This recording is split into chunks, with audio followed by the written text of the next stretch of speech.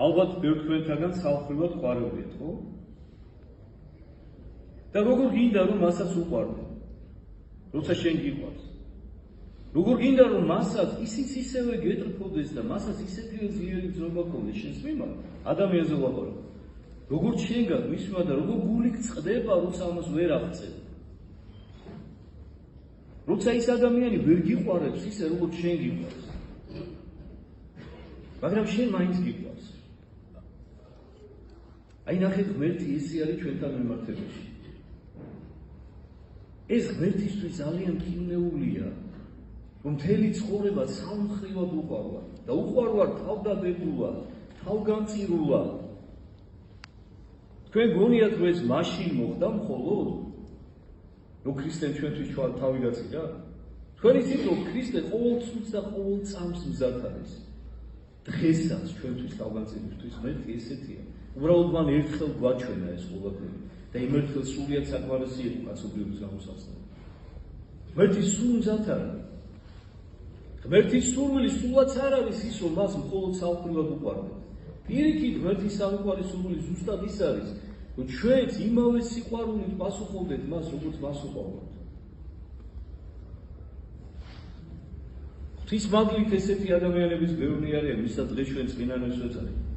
მათ სწორედ ისე შეიყვარეს უხვალე მთელი არსები, როგორც ღმერთმა შეიყვარა, ისინი იცით რატო? იმიტომ რომ ისინი ზედაპირული ქრისტიანები არიან.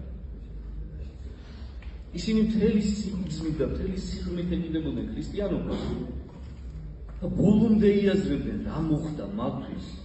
აი მე ბევრჯერ მithქვამს ხოლმე რა რომ შენი გადარჩენა იქიდან დაიწყება, როცა დაივიწყებ ყველას და ყველაფერს გარშემო და მიხვდები რომ მხოლოდ შენთვის, პირადად შენთვის გაეკრა ქრისტე ჯვარზე. აი ჩათვალე რომ მხოლოდ შენ ერთი ადამიანი ცხოვრობდი ამ ქვეყანაზე. შენ ხარ ის ადამიანი, რომელიც ღმერთმა გააჩინა და შენთვის გაეკრა ქრისტე ჯვარზე. შემოქმედი ღმერთი შენთვის გაეკრა ჯვარზე. თავი გაწირა, გამოგიხსნა ჯოჯოხეთის ხოვისაგან. მარადიული სიცოცხლე დაგიბრუნა. შეიძლება ეხა ეს, აი ხა რაც მე ვთქვი ეს წინადადება, გაიაზროს ოდესმე ადამიანმა, გაიაზროს, რასაც ქვია, გულში გაატაროს.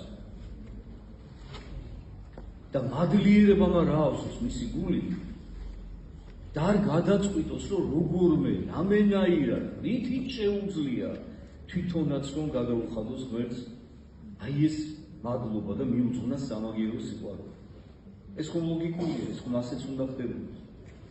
ჩვენთვის რომ ვიღაცა რაღაცას გააკეთებს, ჩვენი შვილისთვის რომ ვიღაცა რაღაცას გააკეთებს, ჩვენ ხომ მთელი ცხოვრება მისი მადლიერია. და რატომღა ჩვენ ღმერთი არ გახსოვს?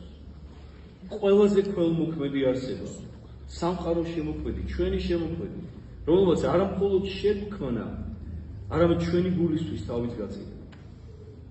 აი ეს უნდა გვახსოვდეს, შემოფასებო, მაშინ ექნება ჩვენს ეკლესიაში სიარულს ფასი.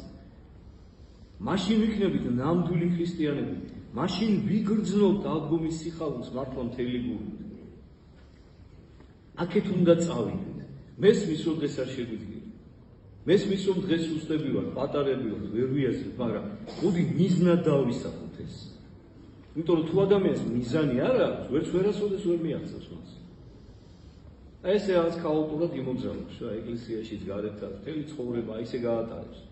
მაგრამ როცა უკვე დაისახავს მიზანს, უკვე იწყებს ისვას იმ მიმართულებით, კონკრეტული მიმართულებით. დღევანდელ დღეს რაც შეეხება, დღეს